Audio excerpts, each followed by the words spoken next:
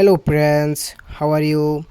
আপনি যদি আপনার পছন্দের জীবন তৈরি করার জন্য কাজ করার জন্য সময় না করেন, তবে অবশেষে আপনি এমন একটি জীবন নিয়ে কাজ করতে অনেক সময় ব্যয় করতে বাধ্য হবেন যা আপনি চান না।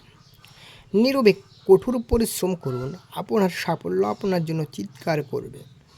জীবনে সবচেয়ে বড় আনন্দ হলো সেই কাজ করা যা মানুষ বলে আপনি করতে পারবেন না। আপনি যদি সুখী জীবনযাপন করতে চান, তবে একটি লক্ষ্যের সাথে বেঁধে রাখুন, মানুষ বা জিনিসের সাথে নয়।